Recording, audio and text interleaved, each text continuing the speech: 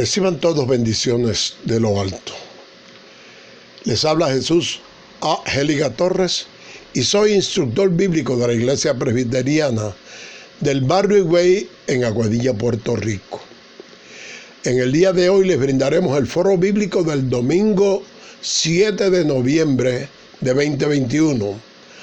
Al mismo se le ha titulado Todo el mundo alaba a Dios. Y nos fundamentaremos en versículos del 9 al 17 del capítulo 7 del Apocalipsis. Prestemos profunda atención a la lectura de esos versículos. En nombre de Jesús, leemos Apocalipsis 7, versículos del 9 al 17. Después de esto miré, y he aquí una gran multitud, la cual nadie podía contar, de todas naciones y tribus y pueblos y lenguas, que estaban delante del trono y en la presencia del Cordero, vestidos de ropas blancas, y con palmas en las manos. Y clamaban a gran voz, diciendo: La salvación pertenece a nuestro Dios que está sentado en el trono, y al Cordero. Y todos los ángeles estaban en pie alrededor del trono, y de los ancianos y de los 4 seres vivientes, y se postraron sobre sus rostros delante del trono, y adoraron a Dios, diciendo: Amén. La bendición y la gloria y la sabiduría, y la acción de gracias y la honra y el poder y la fortaleza, sean a nuestro Dios por los siglos de los siglos. Amén. Entonces uno de los ancianos habló, diciéndome: Estos que están vestidos de ropas blancas, ¿quiénes son, y de dónde han venido? Yo le dije: Señor, tú lo sabes. Y él me dijo: Estos son los que han salido de la gran tribulación, y han lavado sus ropas, y las han emblanquecido en la sangre del Cordero. Por esto están delante del trono de Dios, y le sirven día y noche en su templo, y el que está sentado sobre el trono extenderá su tabernáculo sobre ellos. Ya no tendrán hambre ni sed, y el sol no caerá más sobre ellos, ni calor alguno. Porque el Cordero que está en medio del trono los pastoreará, y los guiará a fuentes de aguas de vida, y Dios enjugará toda lágrima de los ojos de ellos. Que el Señor bendiga su palabra. El libro del Apocalipsis es uno de carácter profético, donde se muestran varias revelaciones referentes al fin de los tiempos. Es un texto rico en símbolos que describe eventos y acontecimientos que, por lo que muchos entienden, vienen a desembocar en el final de los tiempos. Sin duda, es el escrito con más símbolos de toda la Biblia. Es tan simbólico que su estilo ya se le considera un genuino género literario, usado también en otros textos de las Escrituras. El género apocalíptico está presente en el libro de Daniel, en Isaías, en Ezequiel, en Zacarías y en el libro de Joel. Gracias a ese simbolismo, las personas que lo leen antes de tener algún conocimiento bíblico previo, tienen dificultades para comprender el escrito. Y es que es necesario que entendamos que el Apocalipsis fue escrito en tiempos de persecución y el autor, a quien la mayoría de los expertos reconoce como el apóstol Juan, no estaba particularmente interesado en que las autoridades del imperio entendieran sus palabras, aun cuando una copia del escrito cayese en sus manos. Gracias a la abundancia de símbolos, el libro del Apocalipsis ha sido sometido a una gran cantidad de interpretaciones, de investigaciones y de estudios para tratar de desentrañar su sentido. Existen variadas escuelas escatológicas que esbozan diferentes interpretaciones del simbolismo del Apocalipsis. Únicamente con fines informativos les indicaremos algunas de estas. La preterista, que señala que los eventos narrados ocurrieron históricamente en el siglo I de la Iglesia. También está la escuela idealista, que nos dice que el Apocalipsis es una alegoría de la lucha espiritual entre el bien y el mal, entendiendo que una alegoría es algo que puede o que pretende dar una imagen a lo que no tiene imagen, para que pueda ser entendido de mejor manera por la generalidad de las personas que la leen. Otra escuela es la futurista, que reconoce en personajes y acontecimientos históricos aquello que ha sido profetizado previamente en el libro. La historicista, que según la cual el Apocalipsis es la culminación del plan de Dios expuesto en la Biblia de principio a fin.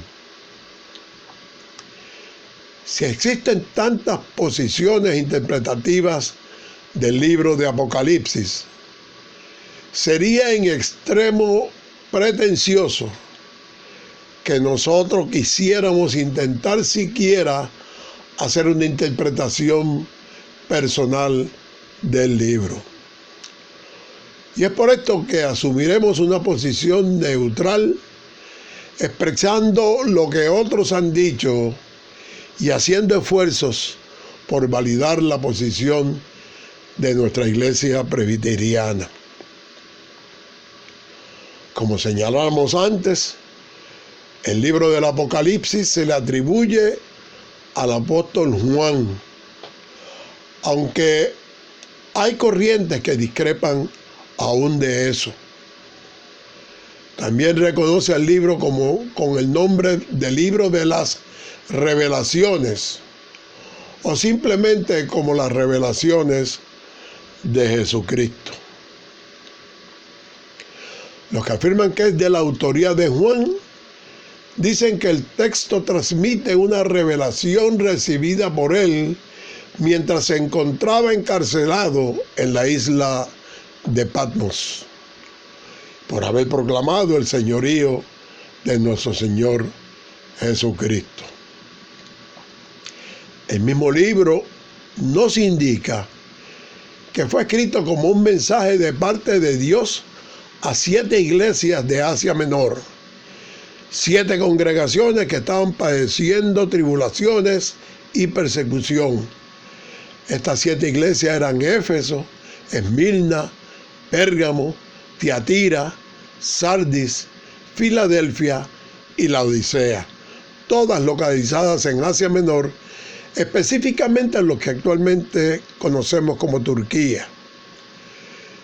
Si profundizamos en el libro, podemos afirmar que el Apocalipsis es un cántico de esperanza, donde la iglesia naciente reafirma su compromiso de fidelidad a Dios y su fe en que el Señor habrá de intervenir prontamente en beneficio de los fieles. En ese sentido, la visión tiene el propósito de asegurarle a la iglesia en prueba que la victoria es segura, aunque la iglesia esté pasando por diversos sufrimientos. El mal jamás vencerá a la iglesia fiel. Y ese es precisamente el objetivo de esta lección: exhortar a la comunidad de fe a confiar que Dios está en control, insistir en la importancia de hacer el bien, aun cuando sea más fácil permanecer pasivo ante las manifestaciones del mal. En términos generales, el mensaje general del libro de Apocalipsis es uno positivo.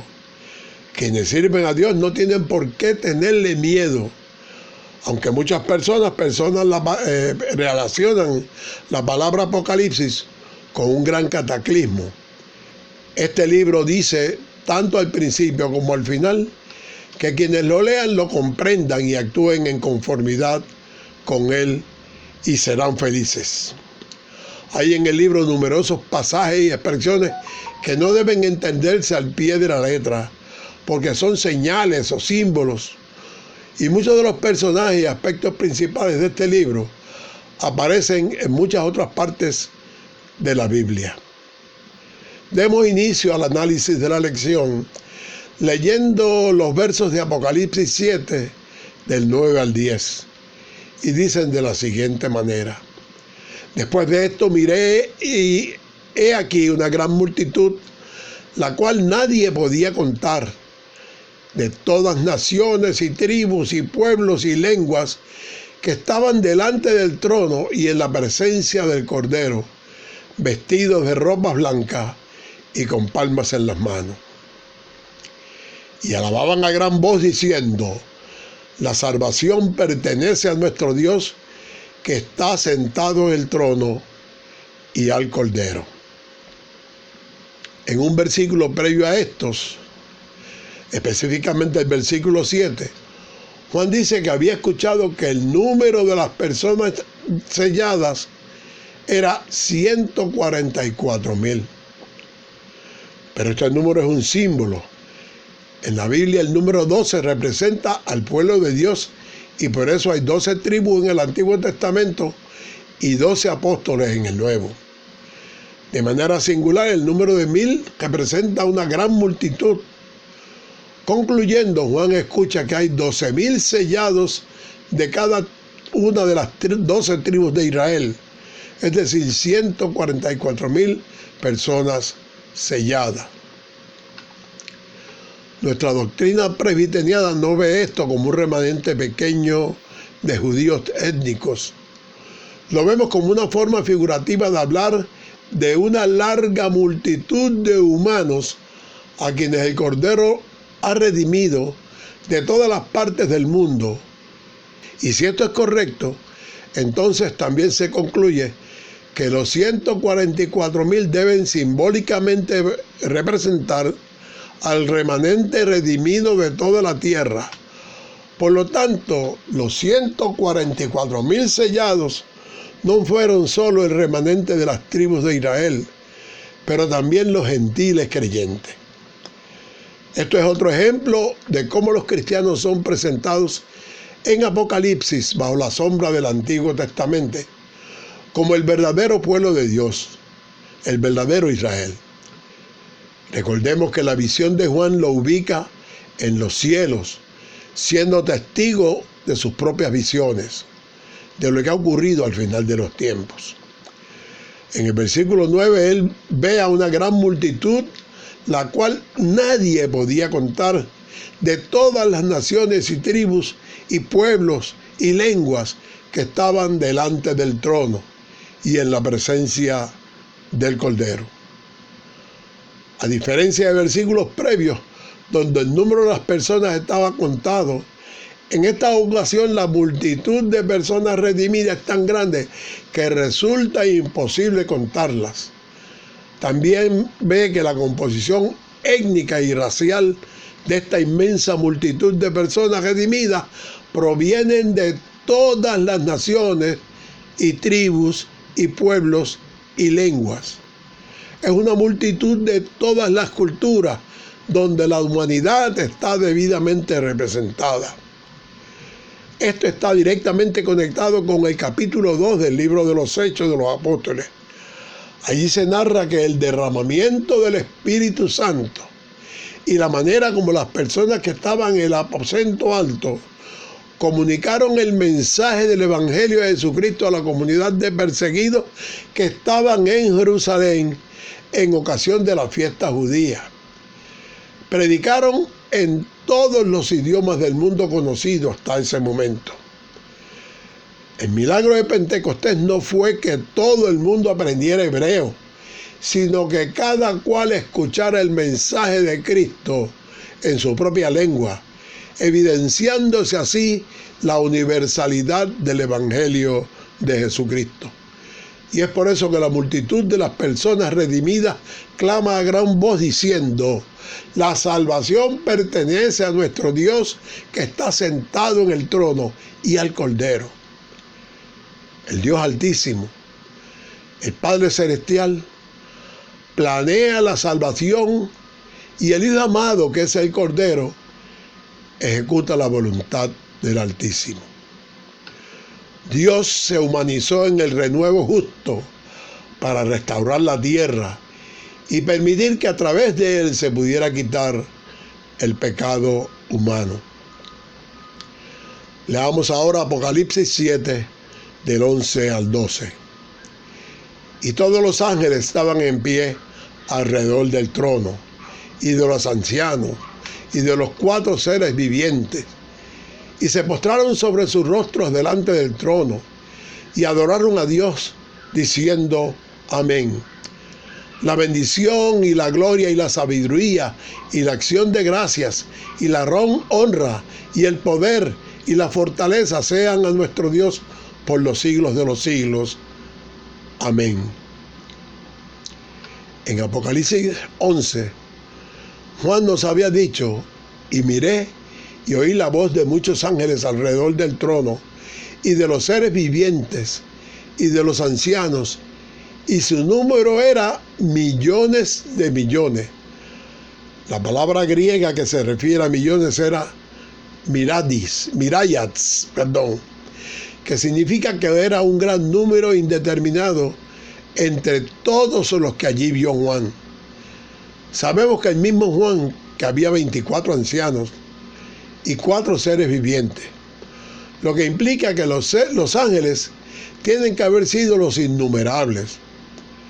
Estos ángeles, ancianos y seres vivientes responden al canto de la gran multitud, postrándose sobre sus rostros en señal de reverencia y alabanza a Dios. Todos estaban sobrecogidos por la gloria, la majestad y el esplendor del que estaba sentado en el trono, y por ello se postran sobre sus rostros y le adoran. Ya Juan había testificado en su visión cuántos eran los ancianos que había visto. Apocalipsis 4:4 dice: y alrededor del trono había 24 tronos, y vi sentados en los tronos a 24 ancianos, vestidos de ropas blancas, con corona de oro en sus cabezas. El Apocalipsis no especifica la identidad de los 24 ancianos. Sin embargo, lo más probable es que fueran representativos de la iglesia. Es poco probable que se trate de seres angelicales, como algunos sugieren. El hecho de que estén sentados en tronos indica que ellos reinan con Cristo.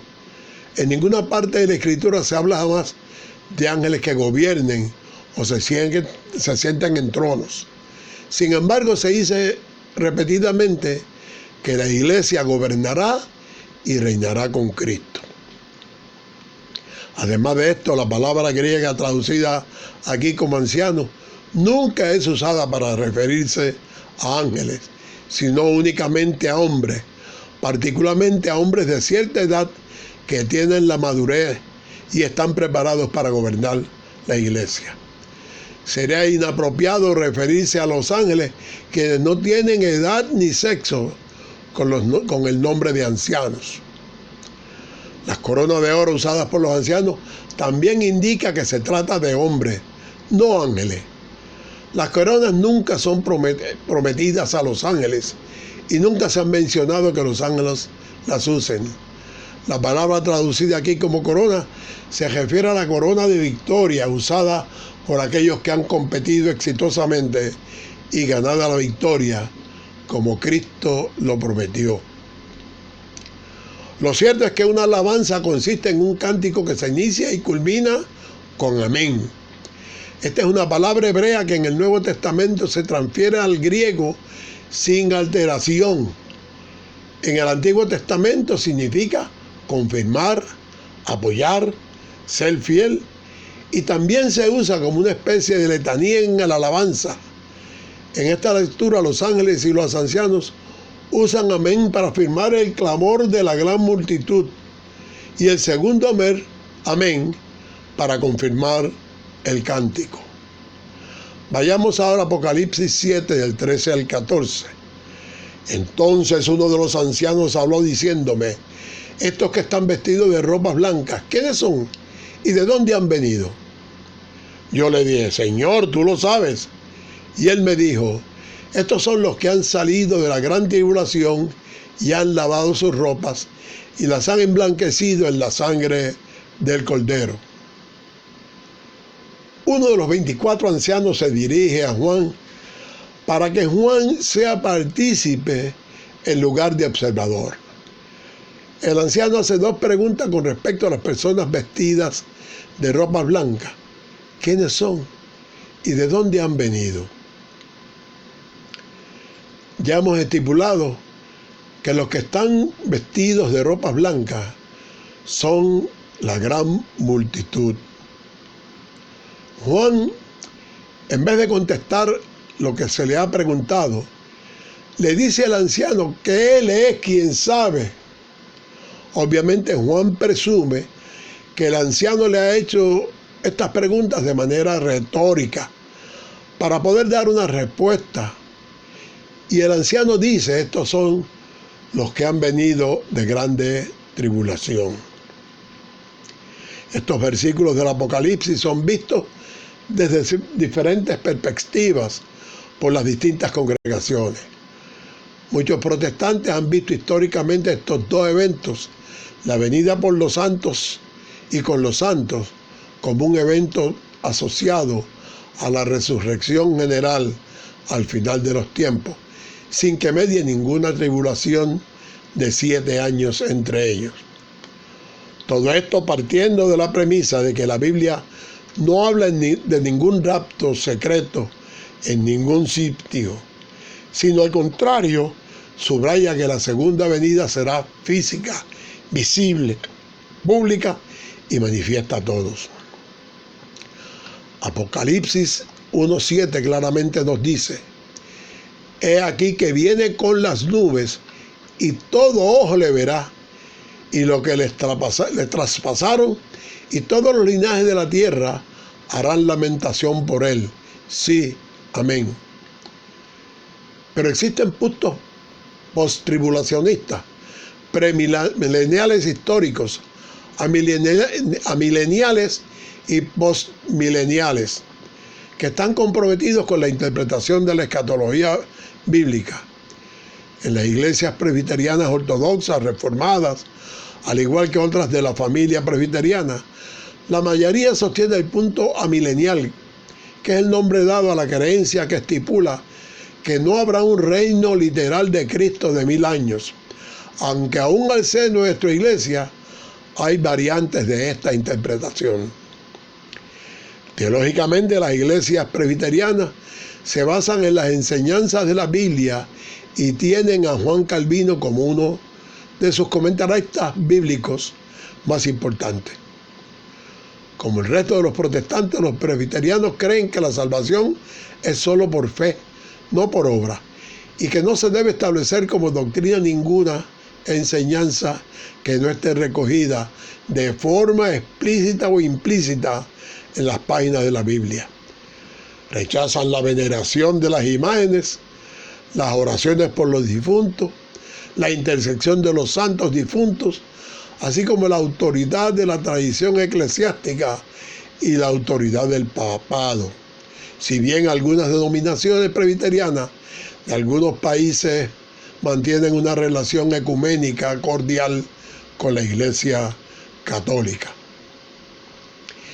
De entre sus preceptos se subrayan la soberanía de Dios, la elección divina, la importancia central de la Biblia y 2 sacramentos, el bautismo y la Santa Cena o Eucaristía. También se subraya el concepto del pacto, la validez permanente de la ley moral y la perfecta conciliación de la piedad y el cultivo intelectual. Su fe es recogida en las notables formulaciones confesionales que se elaboraron por los reformadores de los siglos XVI y XVII. De esta se destaca la Confesión de Fe de Westminster, elaborada por la Asamblea de Westminster, reunida en Londres en el 1640. Dicho conjunto de convicciones presbiterianas se denomina teología reformada o calvinista. Las iglesias presbiterianas también suelen aceptar tanto el credo de los apóstoles como el credo niceno.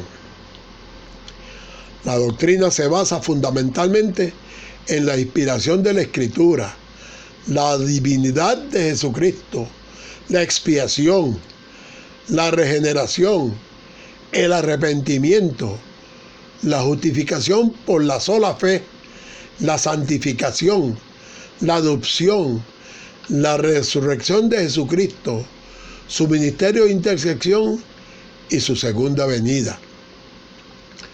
Los presbiterianos creemos que el bautismo es un sacramento instituido por Jesucristo, con el cual la persona ingresa en la iglesia y es una señal del sello del pacto de la gracia y de su nuevo nacimiento y del perdón de los pecados. El elemento externo es el agua y se bautiza a la persona en el nombre del Padre, del Hijo y del Espíritu Santo, ya que el bautismo se aplica solamente una vez en la vida. La mayoría de los presbiterianos practica el bautismo por aspersión, es decir, mojando solamente la cabeza del que se bautiza, sin necesidad de sumergir a la persona. Otro sector minoritario en el movimiento bautiza a creyentes con la edad suficiente para hacer una profesión de fe e incluye a sus hijos al pacto con Dios a través de una dedicación pactada. Y se acepta cualquier bautismo realizado por otra denominación cristiana, protestante, evangélica y reformada, y también se reconoce el bautismo de la Iglesia Católica y de la Iglesia Ortodoxa. El bautismo también se aplica a los niños. La Santa Cena o Cena del Señor es el otro sacramento y ordenanza de los presbiterianos. Es una conmemoración del sacrificio que hizo Jesucristo en la cruz del Calvario. Los elementos externos son el pan y el vino, que representan el cuerpo y la sangre de Cristo respectivamente. Leamos ahora los versos finales de la lección. Apocalipsis 7, del 15 al 17. Por eso están delante del trono de Dios y le sirven día y noche en su templo. Y el que está sentado sobre el trono extenderá su tabernáculo sobre ellos. Y ya no tendrán hambre ni sed, y el sol no caerá sobre ellos, ni calor alguno, porque el Cordero que está en medio del trono los pastoreará y los guiará a fuentes de aguas de vida, y los enjugará toda lágrima de los ojos de ellos. El simbolismo de la misión del apóstol Juan parece llevarnos ante aquellos que habían sufrido mucho en la defensa de sus convicciones en Cristo Jesús y que sus sufrimientos les habían santificado y preparado para acompañar al Señor en la eternidad. Eso es algo absolutamente comprensible en los versos 16 y 17, donde se afirma cuál habrá de ser su futuro. No tendrán más hambre ni sed, y el sol no caerá más sobre ellos, ni otro ningún calor. Isaías 49:10 nos dice: no tendrán hambre ni sed, ni calor, ni el sol los afligirá, porque el que tiene de ellos misericordia los guiará y los conducirá a manantiales de aguas. Como confirmación a esto que Juan ve en la visión, en su contexto original, el pasaje de Isaías prometía protección para los exilados, mientras Dios les preparaba para regresar a la tierra prometida. La visión de Juan amplía esta promesa en grandes proporciones, adaptándola ahora para la gran multitud de estos versículos. Debemos confiar también en lo que nos dice el versículo final. Porque el Cordero está en medio del trono, los pastoreará.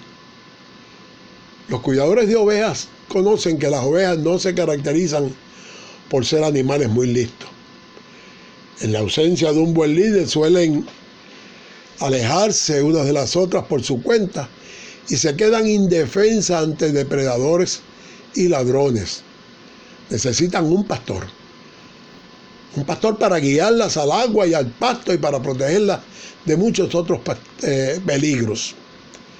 En el Nuevo Testamento Jesús se refirió a sí mismo como el buen pastor que da su vida por las ovejas. El autor del libro Hebreo se refirió a Jesús como el gran pastor de las ovejas.